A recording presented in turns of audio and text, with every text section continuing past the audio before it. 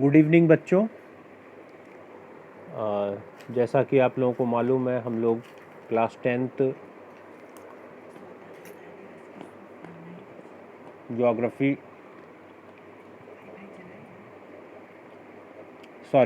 नहीं, class 10th की political science को फॉलो कर रहे हैं।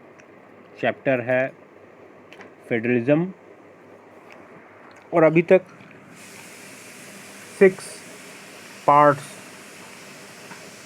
को वीडियो के रूप में मैंने अपलोड किया है बच्चों। अब हम आगे बढ़ते हैं बच्चों। लैंग्वेज पॉलिसी को हम लोग डिस्कस कर रहे थे। ये जो आपकी स्क्रीन पे दिखाई दे रही है हेडिंग, लैंग्वेज पॉलिसी, उसे हम लोग फॉलो कर रहे हैं। तो पिछले वीडियो में हम लोगों ने डिस्कस किया था कि किस तरह से हमारे देश के लीडर्स काफ़ी चिंतित थे। हिंदी को एक ऑफिशियल लैंग्वेज के तौर पे आइडेंटिफाई किया गया, लेकिन उसको ज़बरदस्ती इम्पोज नहीं किया। और 21 और हिंदी को मिलाकर 22 लैंग्वेजेस को शेड्यूल किया गया कॉन्स्टिट्यूशन में। और ये भी प्रोविज़न था कि कोई अगर ऐसा कैंडिडेट है जो सेंट्रल गवर्नमेंट से रिलेटेड किसी डिपार्टमेंट में अगर उसको नौकरी के लिए वो एग्ज़ाम देता है, परीक्षा देता है, तो वो इन 22 भाषाओं में से किसी भी एक भाषा को ऑप्ट कर सकता है, चूज़ कर सकता है, रिटन एग्ज़ाम दे सकता है उसमें, उस भाषा में। बच्चों, इसके बाद आई बात इंग्लिश की।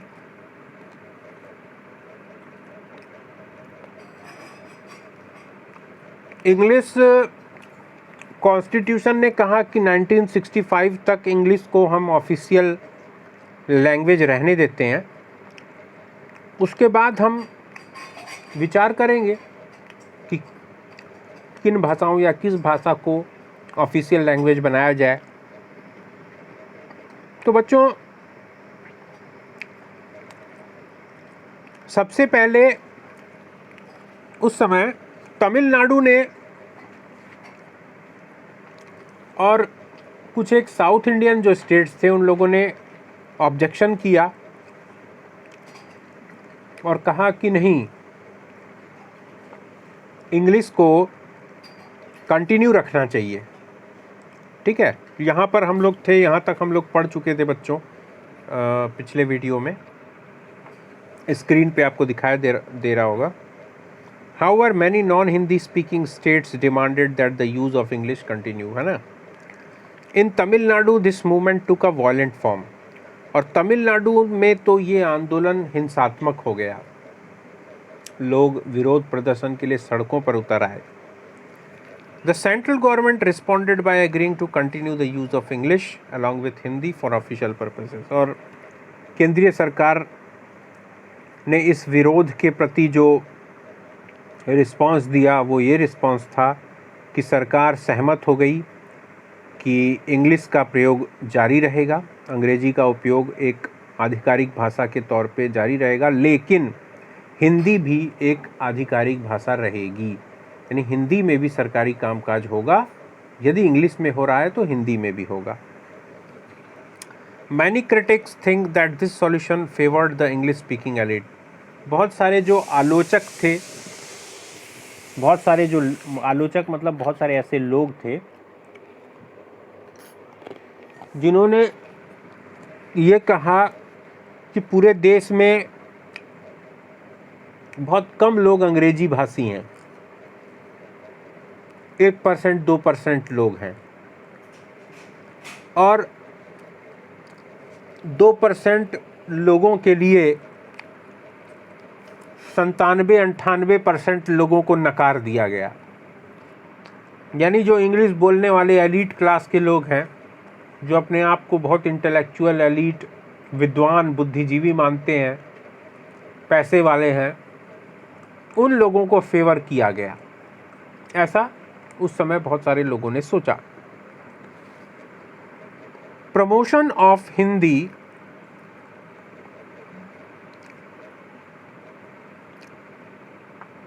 continues to be the official policy of the government of India. और हिंदी को बढ़ावा देना सरकार की एक आधिकारिक नीति बनी रही। लगातार सरकार तरह तरह से कार्यक्रम चला करके हिंदी के उपयोग को बढ़ावा देने के लिए काम करने लगी और अभी भी कर रही है।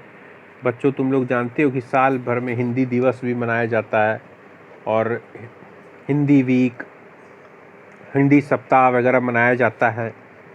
आप सरकारी कार्यालयों में जाओ, बैंक में जाओ, वहाँ पर आपको स्लोगन्स देखने को मिलेंगे कि आप हिंदी में कार्य करिए, हिंदी में कोई भी एप्लीकेशन लिखिए।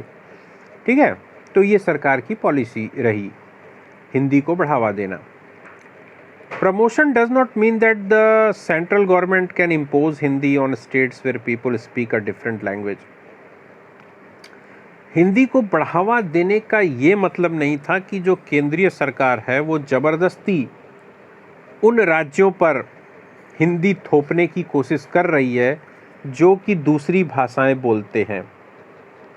ऐसा मतलब नहीं था सरकार का। ठीक है, the flexibility shown by Indian political leaders helped our country avoid the kind of situation that Sri Lanka finds itself इन।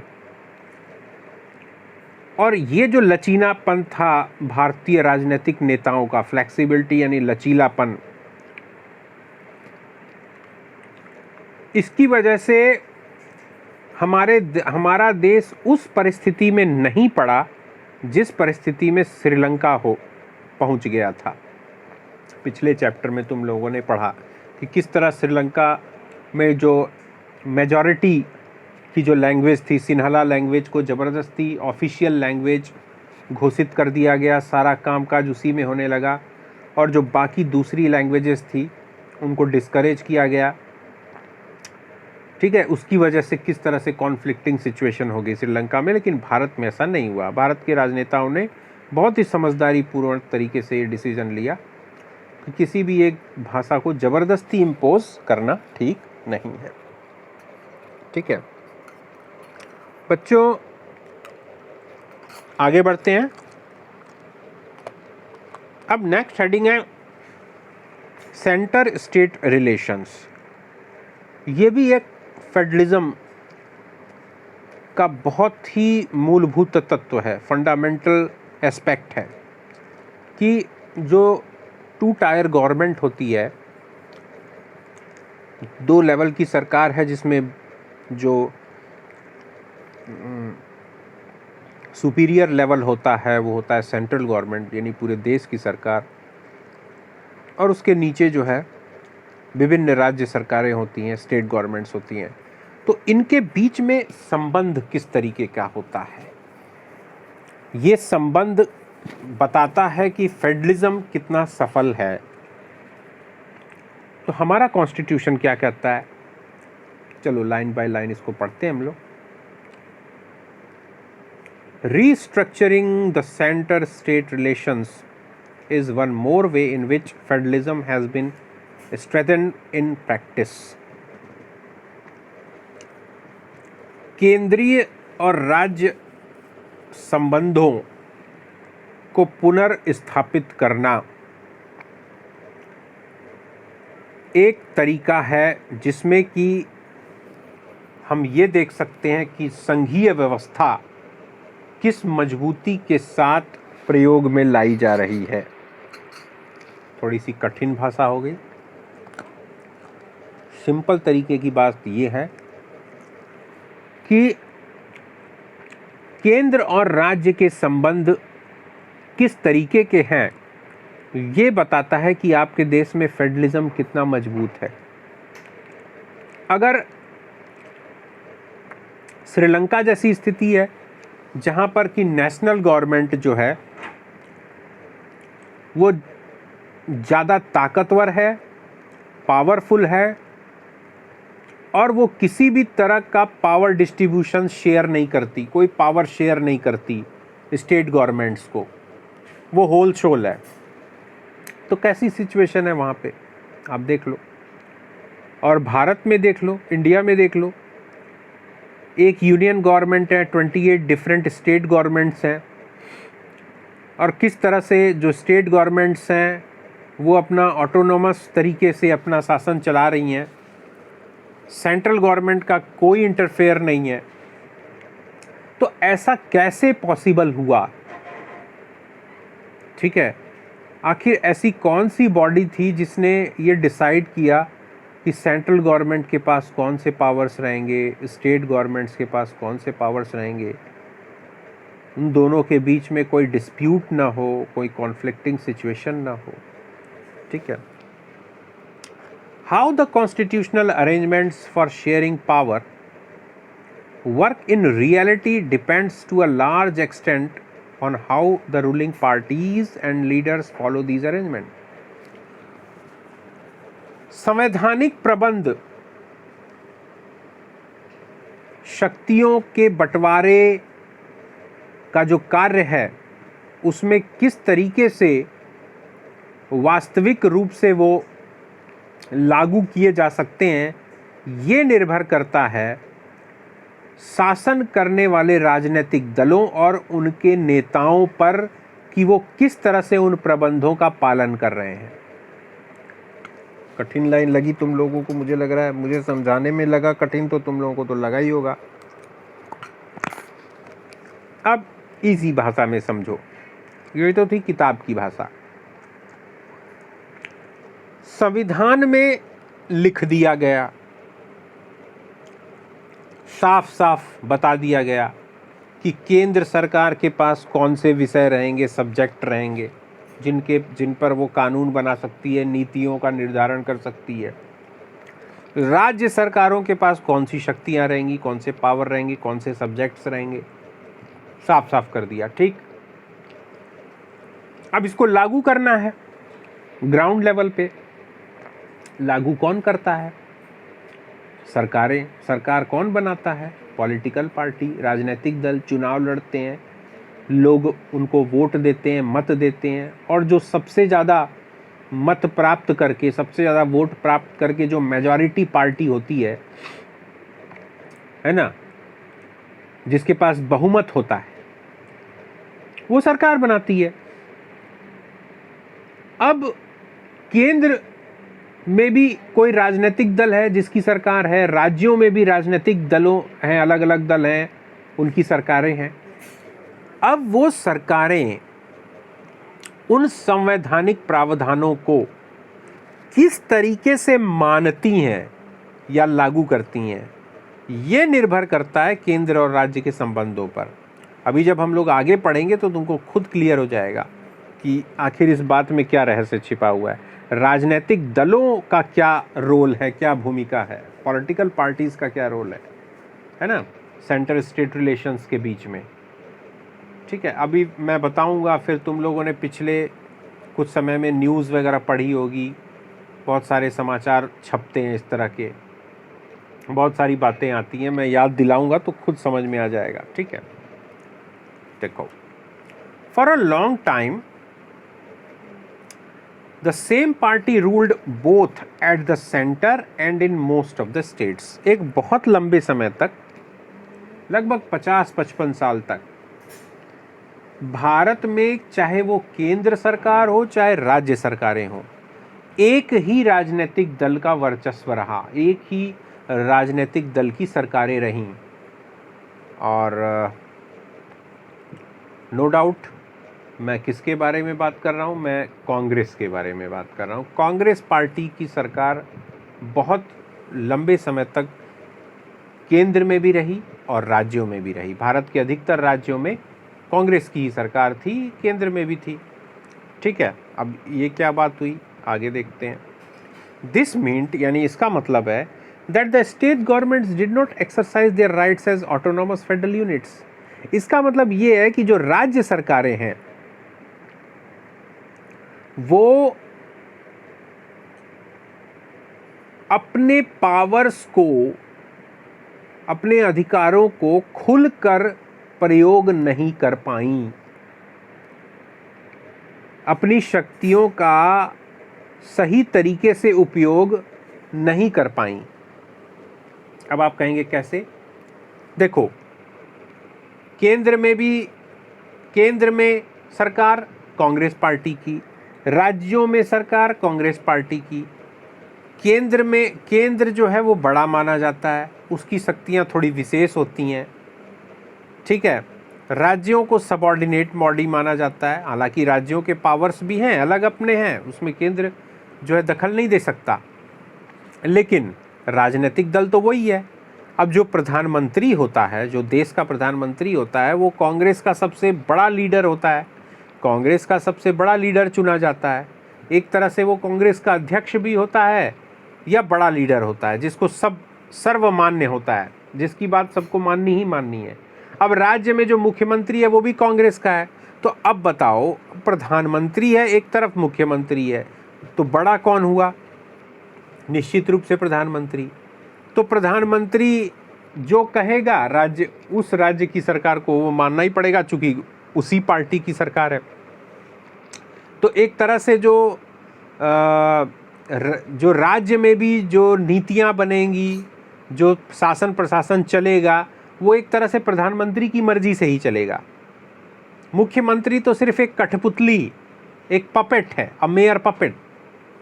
जैसा प्रधानमंत्री चाहेगा वहाँ का राज्य। अब जैसे मान लो, अभी आज की बात बोलता हूँ,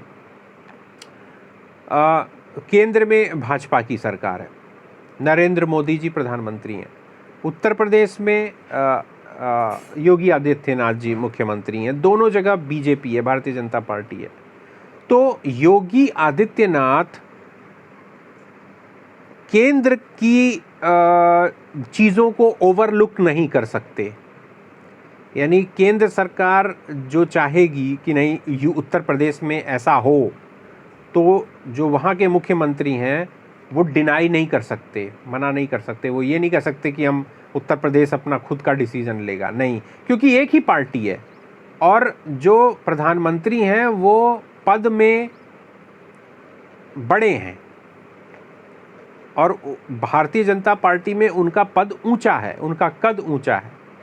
योगी आदित्यनाथ जी भले ही मुख्यमंत्री हैं, लेकिन अगर हम पार्टी की बात करें तो पार्टी में उनका कद नीचे है, मतलब प्रधानमंत्री से डेफिनेटली नीचे है। तो वो प्रधानमंत्री की बात को ओवरलुक नहीं कर सकते। प्रधानमंत्री कहेंगे कि नहीं यूपी में ये नियम आना चाहिए, तो वो आएगा ही, भले ही उसमें योगी आदित्यनाथ जी की मर्जी हो या ना हो। ये मैंने एक एग्जाम्पल दिया। उसी तरह से जब कांग्रेस की सरकारें रही 50-55 साल तक और राज्यों में भी कांग्रेस की सरकार थी, तो उस समय अधिकतर जो है इंदिरा गांधी मुख्यमंत्री रहीं काफ़ी दिनों तक, ये जवाहरलाल नेहरू जी प्रधानमंत्री रहे।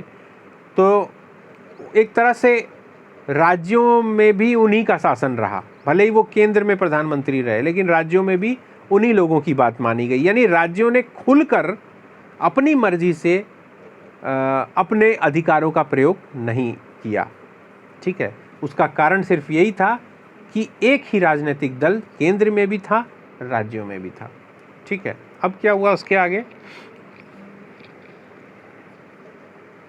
As and when the ruling party at the state level was different, the parties that ruled at the center tried to undermine the power of state.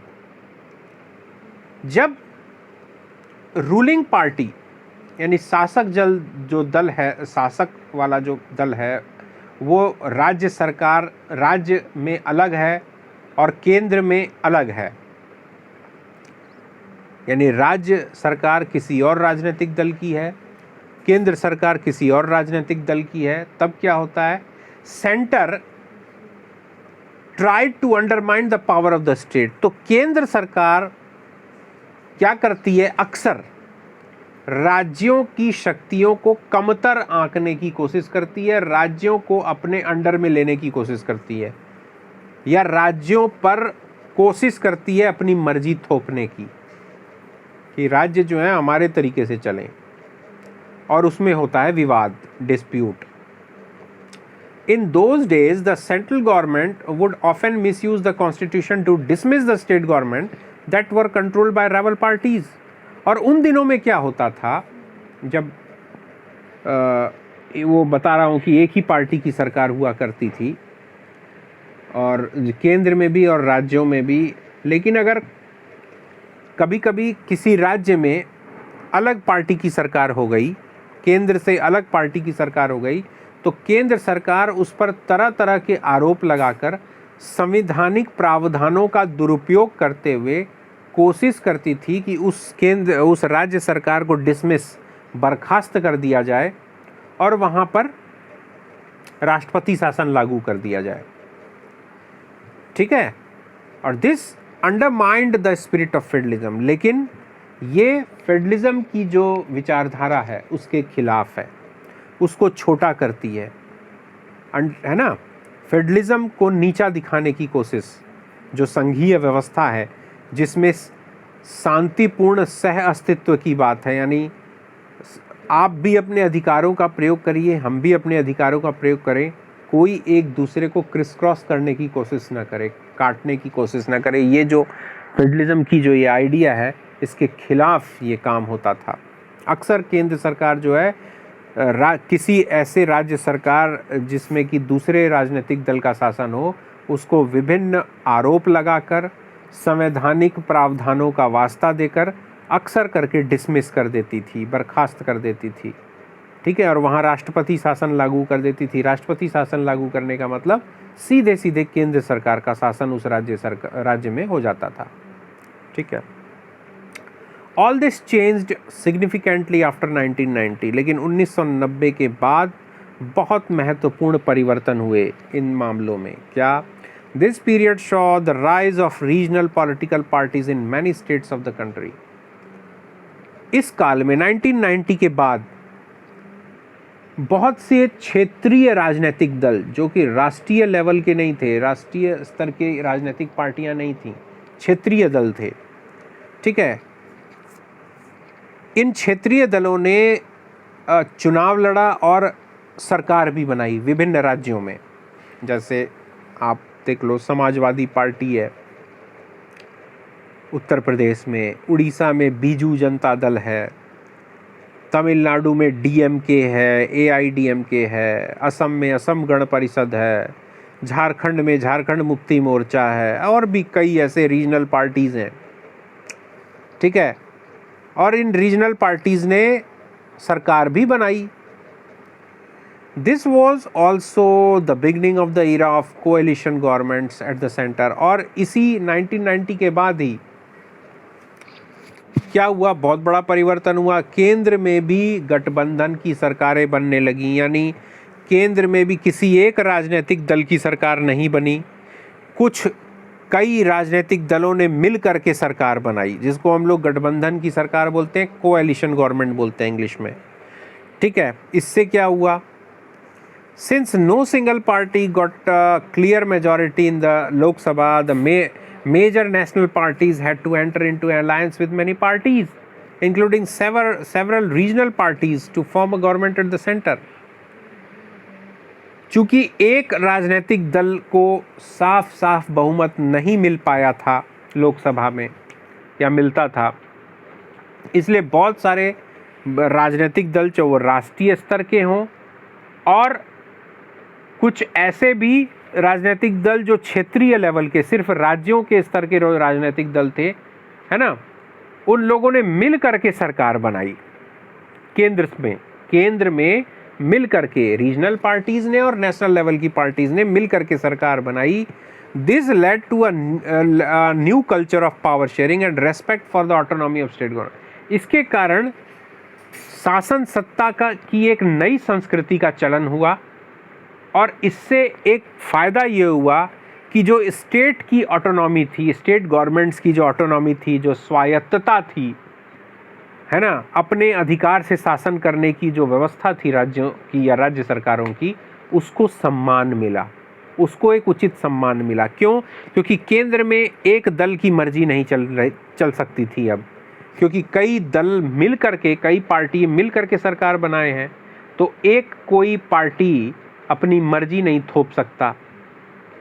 ठीक है, क्योंकि बाकी सारी पार्टी उसके खिलाफ हो जाएंगी, समर्थन वापस ले लेंगी, सरकार गिर जाएगी। इसलिए राज्य सरकार जो है वो मजबूत हुई, उनकी जो ऑटोनॉमी है वो स्ट्रांग हुई, मजबूत हुई। ठीक है, दिस ट्रेंड वाज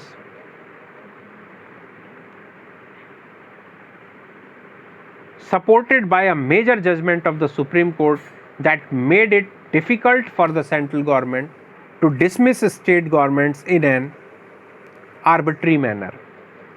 ठीक है, और इसको एक और सहारा मिला जब सुप्रीम कोर्ट ने एक डिसीजन दिया, एक निर्णय दिया, जिसके तहत केंद्र सरकारों के लिए अब ये बहुत मुश्किल काम था कि वो राज्य सरकार को किसी भी तरह का आरोप लगाकर डिसमिस कर सके गलत तरीके से, आर्बिट्ररी मैनर यानी गैर कानूनी तरीके से आप किसी भी सरकार को डिसमिस नहीं कर सकते। पिछले साल 1-2 साल पहले की बात है बच्चों, केंद्र में बीजेपी की सरकार थी और उत्तराखंड में कांग्रेस की सरकार थी। केंद्र सरकार ने कई तरह के आरोप लगाकर उत्तराखंड सरकार को बर्खास्त कर दिया था। मामला देहरादून हाई कोर्ट में गया। देहरादून हाई कोर्ट ने केंद्र सरकार को फटकार लगाई, डांटा और केंद्र सरकार के निर्णय को पलट दिया और कहा कि राज्य सरकार को फिर से बहाल किया जाए। सुप्रीम कोर्ट ने भी ऐसा ही किया, उसी फैसले को आगे बढ़ाया कि तुरंत जो है राज्य सरकार को फिर से बहाल किया जाए और आपने जो ये केंद्र सरकार ने जो ये किया है वो पूरी तरह से गलत है, संविधान के विरुद्ध है। ठीक है, तो इस तरह से एक जो कॉन्स्टिट्यूशनल प्रोविज़न को सुप्रीम कोर्ट ने और अच्छे तरीके से इंटरप्रेट किया, स्ट्रांग बनाया और सेंट्रल गवर्नमेंट की पावर्स को लिमिट किया कि आप जो है अपनी सीमा से आगे जाकर किसी असंवैधानिक तरीके से काम नहीं कर सकते। ठीक है, thus federal power sharing is more effective today than it was in the early years after the constitution came into force। इस प्रकार हम देखते हैं कि जो संघीय शक्ति है वो आज के समय में बहुत ज़्यादा प्रभावी है अगर हम तुलना करें पुराने समय की, जब संविधान लागू किया गया था उसके बाद के कुछ वर्षों में जो फेडरल पावर था और आज के समय में जो फेडरल पावर है उनकी तुलना करते हैं तो आज के समय को हम ज़्यादा प्रभावी मानते हैं, क्योंकि आज के समय केंद्र सरकार जो है वो गलत तरीके से राज्य सरकारों से पेश नहीं आ सकती। बच्चों, थोड़ा सा लंबा वीडियो हो गया और अब हम लोग वीडियो को समाप्त करेंगे। Thank you for watching my video बच्चों। और सबसे पहले मैं शुरुआत में आपको एक बहुत बड़ी बात बोलना भूल गया, उसके लिए सॉरी। बच्चों, हैप्पी इंडिपेंडेंस डे, सबको बहुत बहुत शुभकामनाएं, बहुत बहुत बधाइयाँ इस 75वें स्वतंत्रता दिवस के लिए। बच्चों, हमें नहीं भूलना चाहिए, बहुत सारे लोगों के खून से सनी हुई है ये आज़ादी। ये आज़ादी ऐसे ही नहीं है, बहुत लोगों ने खून दिया है, बहुत लोगों ने अत्याचार सहा है, कोड़े खाए हैं, हंटर खाए हैं, सलाखों से जलाए गए, फांसी पे लटकाए गए, बहुत पीड़ा झेली है लोगों ने। इस आज़ादी को बरकरार रखना है। आज के दिन में भी सीमाओं पर गोली खाने के लिए हमारे लोग रहते हैं, ताकि हम आराम से अपने ड्राइंग रूम में बैठ कर के बहुत तरह की चर्चा कर सके, शांतिपूर्ण तरीके से अपने परिवार के साथ चाय पी सकें, नाश्ता कर सकें, खाना खा सकें। उसके लिए कुछ लोग दिन रात हमारे लिए बंदूक लेकर के पहरा देते हैं, गोली खाने के लिए तैयार रहते हैं। उन लोगों को भी सलाम है। बच्चों, आपको एक बार फिर बहुत बहुत बधाई, बहुत बहुत शुभकामनाएं। धन्यवाद।